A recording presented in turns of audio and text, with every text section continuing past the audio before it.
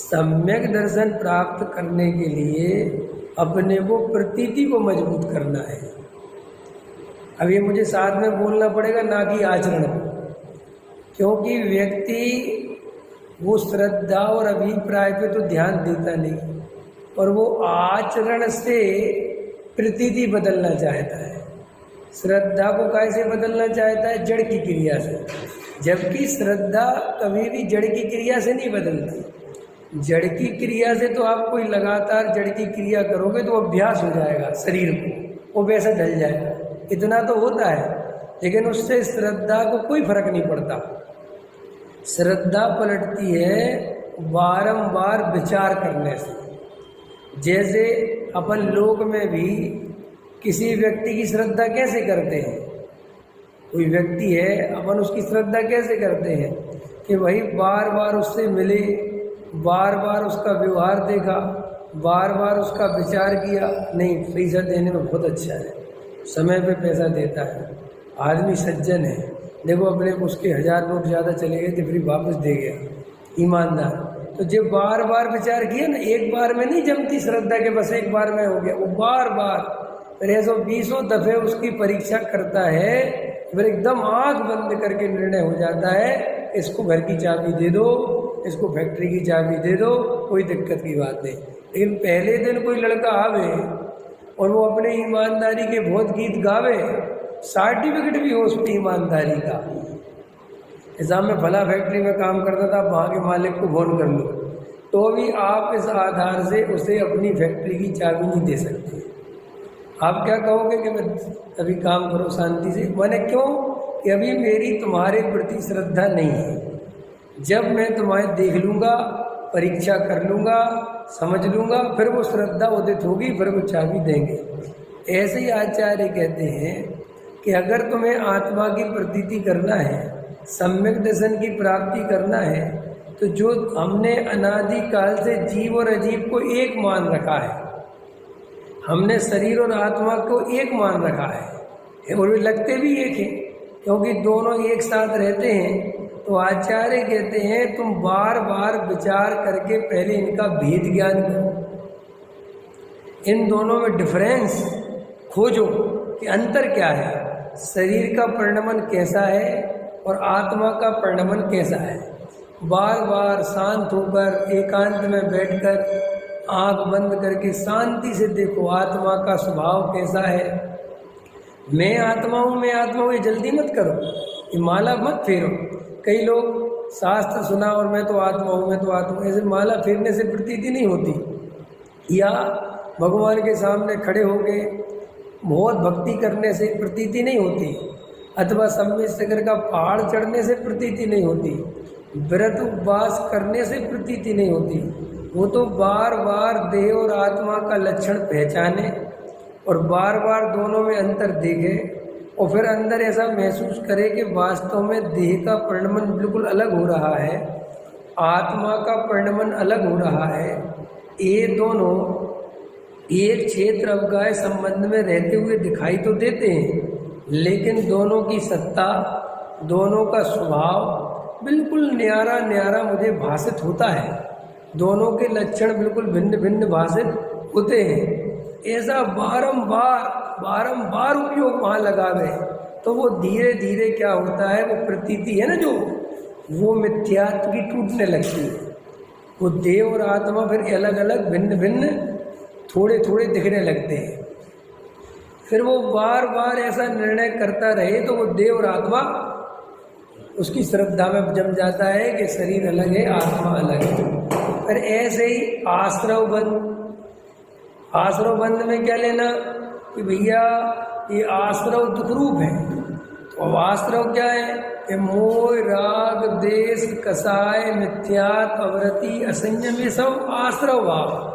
तो इन आश्रव भावों में विचार करो, क्या मुझे राग देश करके सुख मिलता है, क्या कसाय से सुख मिलता है, जब जब कसाय होती है आकुलता के अलावा क्या मिलता है।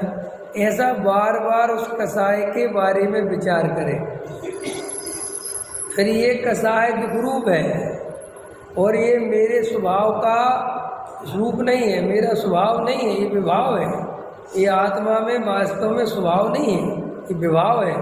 और ये अपने को भूलने पर, परद्रव्य में एकत्व ममत्व करने पर उत्पन्न होते हैं। अगर मैं शांत होकर भले ही 10 मिनट अपने को आत्मा देखूं तो राग द्वेष पैदा नहीं हो सकती। राग द्वेष पैदा होने के लिए आत्मा से दृष्टि हटाकर पर में दृष्टि लगाकर एकत्व ममत्व करेंगे तो वो कसाय पैदा होगी। वरना एकत्व ममत्व के बिना कसाय पैदा भी होगी तो वो बहुत हल्की मात्रा में होगी, बहुत ना के बराबर, और वो ज़्यादा देर रुकेगी नहीं।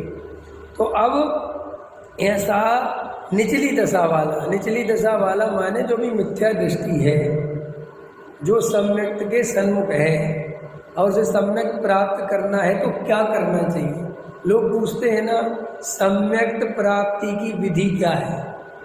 तो अब लोग इस दुनिया में क्या है कि अनेक प्रकार के वक्ता हैं, सब लोग अपने अपने हिसाब से बताते हैं।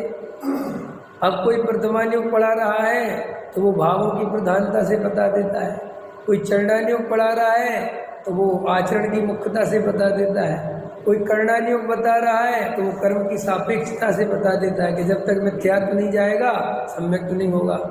लेकिन वास्तव में वे तीनों अनुयोग व्यवहारने के कथन है, उसका डायरेक्ट सम्यक दर्शन से कोई संबंध नहीं है।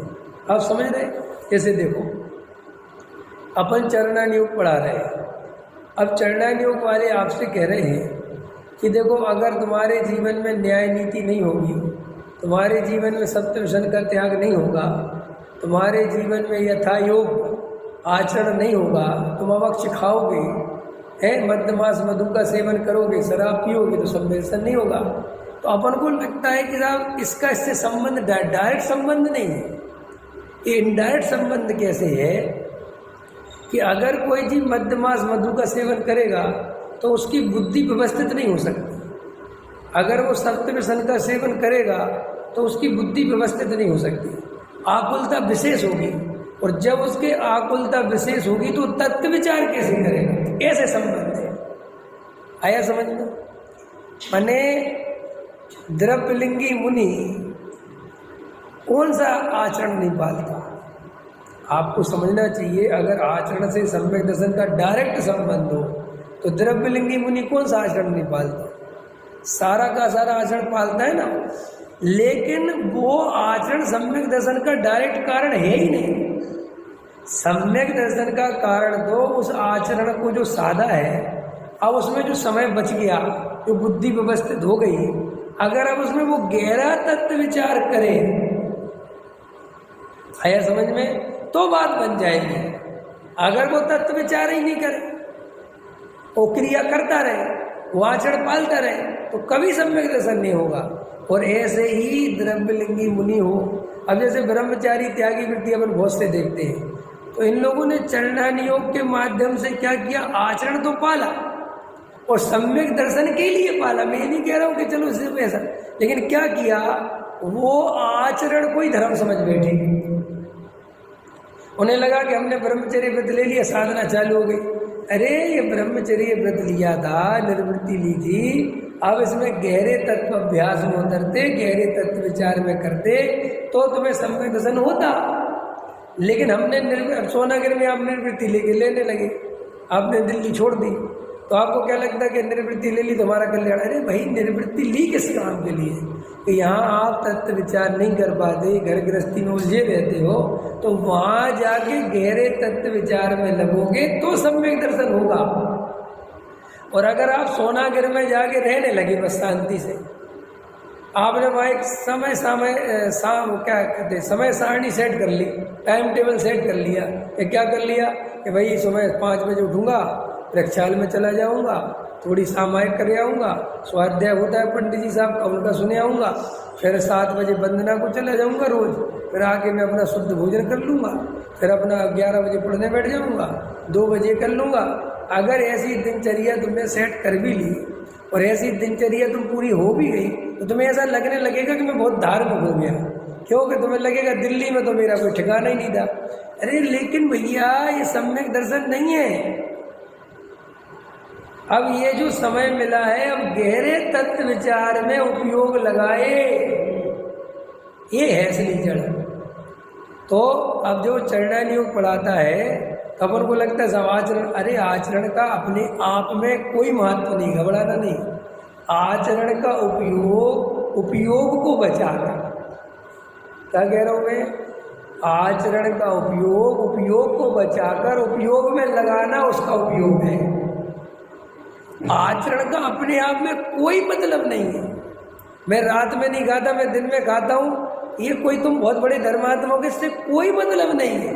तो साहब क्या मतलब, अरे भाई इतना है कि अगर रात को नहीं खाओगे तो व्यर्थ की तुम्हें बीमारियां नहीं होगी, तुम्हारे लिए रात को रोटी का आरंभ नहीं करना पड़ेगा, तुम्हारे पास 7 बजे के बाद टाइम होगा, तुम बैठ के शांति से गहरे सामायिक करना, तत्व विचार करना, आत्मानुभूति करना, तो वो रात्रि भोजन छोड़ने का फायदा अब हुआ। लेकिन ये रात्रि भोजन छोड़ने का फायदा कितने जैनी उठा रहे हैं, और वो तो छोड़ने ही को धर्म समझ बैठे। अब समझ रहे मैं क्या कह रहा हूं? ऐसा हर चीज का माने परिग्रह परिमाण व्रत क्या है? ये अपने आप में कुछ नहीं है। जो परिग्रह परिमाण व्रत, जैसा मैंने परिग्रह परिमाण व्रत ले लिया तो कोई धर्म का संबंध है, फिर है क्या चीज भाई? परिग्रह कमाने में, पैसा जोड़ने में जो तुम रात दिन अपनी एनर्जी खर्च करते थे, आसक्ति से लगे रहते थे, अब तुमने परिग्रह परिमाण व्रत ले लिया कि अब मुझे ज़्यादा नहीं चाहिए, तो उससे क्या हुआ कि तुम्हारी आसक्ति वहाँ से टूट गई माने कमाने का टाइम पीरियड बच गया। अब बच गया तो उसे आत्मा में लगाना, लेकिन आत्मा में तो लगावे नहीं। और वो मैंने परिग्रह परिमाण व्रत ले लिया, मैंने ब्रह्मचर्यानुव्रत ले लिया, अब ये सब के सब व्रतों का सिर्फ इतना ही महत्व है और कोई महत्व नहीं है।